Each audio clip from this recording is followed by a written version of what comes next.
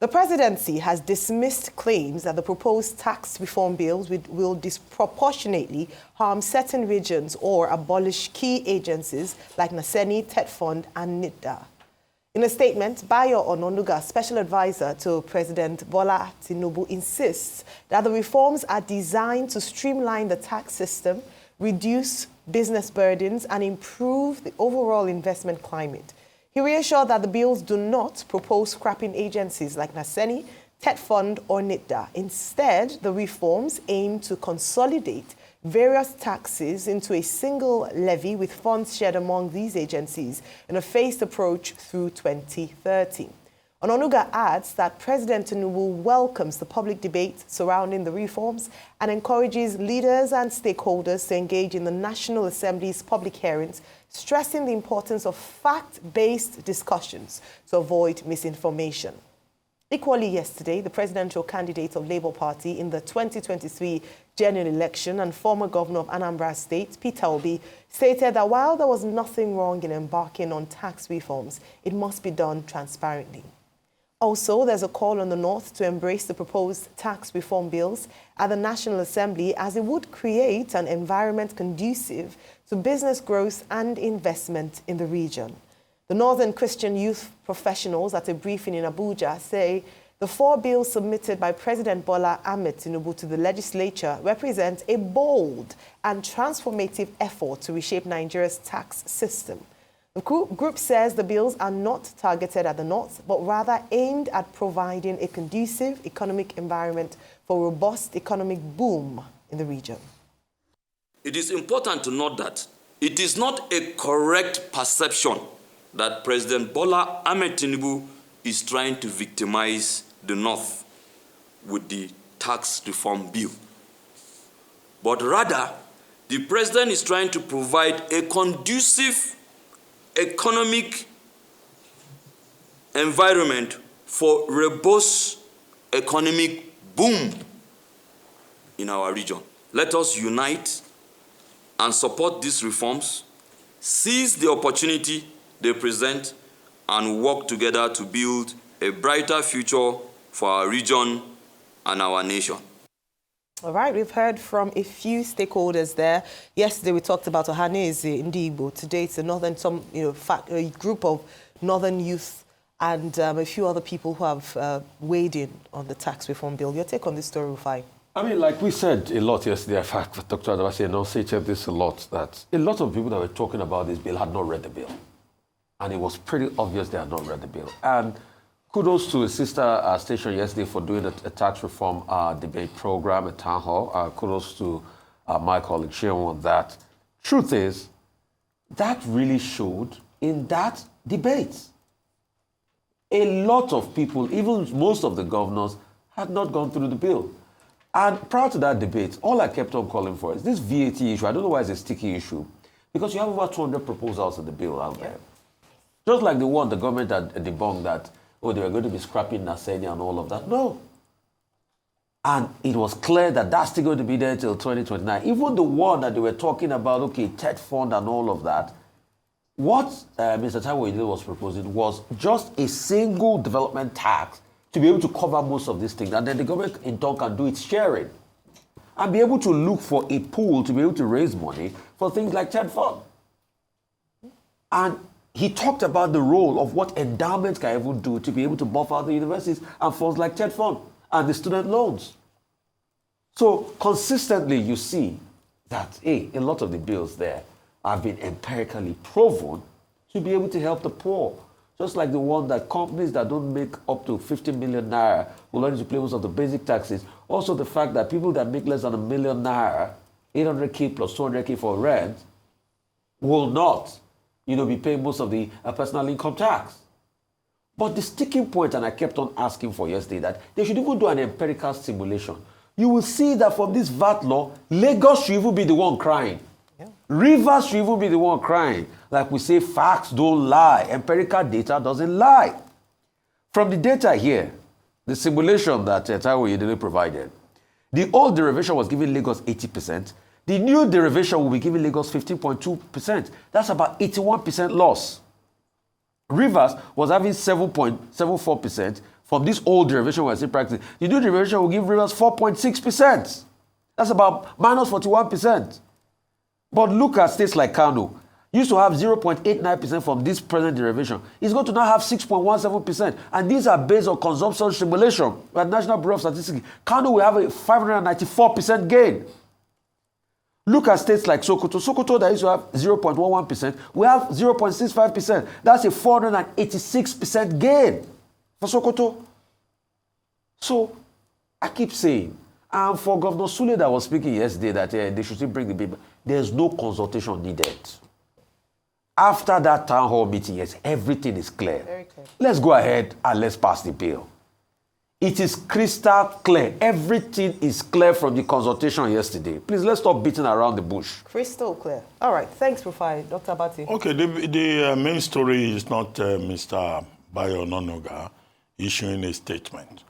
The main story of the day, in my view, will seem to be the town hall meeting that was organized by a private television station, Channels TV, yesterday, where they brought a number of experts, knowledgeable persons together, including the chairman of the Presidential Advisory Committee on Tax Reform and Fiscal Policy, and that's Mr. Taiwo Yedili, supported in that panel by Right Honorable Yakubu Dogara, Paul Alaje, Dr. Paul Alaje, an economist, Mr. Michael Ikwazo, I think that was the name that I saw, you know, all discussing these issues. Have I left someone out?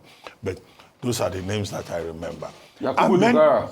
I mentioned him. The Yakubu Dogara. was there as well. Michael Ikwazo. I mentioned him. You know, that panel then tried to respond to all the major issues. All of them not necessarily agreeing on the same points. But what was clear, the person whose name I'm trying to remember, is Mr. Baba Yusuf. Okay. Because I listened to him also. So that's the complete panel, moderated by Sheung Okimbaloye. And then they had the audience and all of that. Now, he gave Mr. Taiwo Yedele the opportunity to respond to most of the naughty questions. One, is this tax reform targeted at parts of the country? He said no. It is to create a single revenue collection body, not FRS it will be called the Nigeria Revenue Service. And he cited the examples of other jurisdictions, including His Majesty's Revenue Service in the United Kingdom. In other words, the whole objective of these 4 tax bills is to achieve best practice, international standard. In addition, another point that he made was that, look, it is not true that people were not consulted. He said governors were consulted, everybody was consulted, meetings were held, even if they were not going around the country using money. They relied more on technology. But the critical question here is a question raised by Professor Zulum of Borno State, when he said, why the rush? That, you know, we should have enough time for this consultation. And Zulum was saying that the governors needed to digest and understand the import of the bills better. But what we have seen is, at one level, as I said yesterday, it looks like executive arrogance and not understanding the political intelligence that is required. However, whatever shortcomings may be involved have now been revealed. And the federal government, through Mr. Ononuga, this is where it comes into the story, that, look, the federal government wants to encourage the debate. Let people debate. Let them discuss it, because tax reform is important. And Mr. Oyedele yesterday made the point that people should stop saying that it's President Tinubu trying to impose the bill, that he wants Lagos State and Rivers State to benefit more than other countries. He said throughout the 6 months that they worked, President Tinubu never interfered. He never stated any preference. Now, there was some talk about the free zones. I think it was Mr. Elegbede, Mr. Atoye Elegbede, who brought that up. He and I used to be colleagues in the villa. he working in the Chief of Staff's office. And he said, look, these people in the free zone, they've not been consulted. I think Oyedele also explained that in the free zone, you are not even supposed to pay tax. But what they are trying to do is to streamline the tax collection process so that people will not create their own collection points, too many collection points. And people, using that for purposes of wastages and leakages, what Ato M. Okun refers to as a leaky bucket in public governance that you have to address. So at the level of theory and all the principles, I found, the explanation by Oyedele impressive. And Baba Yusuf was very strong in saying that this is not anti-North. And that in fact, some states in the North will gain more. He sounded very knowledgeable also, good selection of commentators. And in any case, that's the same thing that the Northern Christian youths are saying, that this is not against the North. But as I pointed out in my piece today, nobody likes the taxman. If anybody hears, the taxman is coming, you are bound to be very anxious. And that has been the case since colonial times till the present. But the bigger problem that we have in Nigeria is about tax administration. It's about efficiency. It's about accountability. And when people hear, 60% going to the states will be based on the principle of derivation and all of that, they get nervous. And Taiwo Oyedele also said yesterday that we should stop saying people cannot consume beer in Lagos and people in Kano where they don't drink beer, and in Zamfara where drinking of beer is a problem. He said, look, they also have sweetened drinks, all these fizzy drinks in the North, that they drink a lot. And if it's fizzy drink, VAT goes on it also. So it's a win-win for SMEs, for also the manufacturing sector that he says has not complained. But on the whole, I think the debate is healthy and the public hearings should be conducted.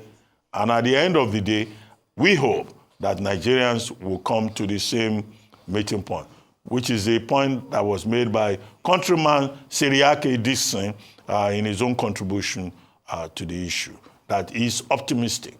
So I end on the note of that optimism. Optimism, yes. We talk about I have to first of all start by saluting the brilliance of Mr. Taiwo Oyedele. I don't think I'm even in a position to say that. This is a man who's had a track record over 20 years working as a fiscal policy partner and African tax leader at PwC, a leading consultancy firm. And so when a man knows what he's doing, he knows what he's doing. And that is why every time he has spoken to give a presentation on the tax bill, he has been very eloquent, very straight to the point, and he has been consistent in his argument. Whereas on the other side, if you hear the argument on the other side against, you would see that there isn't a lot of substance, just concerns around things that are shrouded in a lot of ignorance, if I dare say so. Yesterday, he had the opportunity to break down in detail the benefits of this tax bill, which he said is long overdue. And the reason for this rush, in quotes, as people have described, is because they're looking for these changes to take effect in the next 1 year, as we cannot afford to wait any longer, especially as a result of how taxes on what is called tax on poverty would affect the average Nigerian if these measures are not taken into place. Let me just break down some of the things, because I think it's important for people to be educated, to understand, and then see where in all of this the governors who are kicking against this have an issue.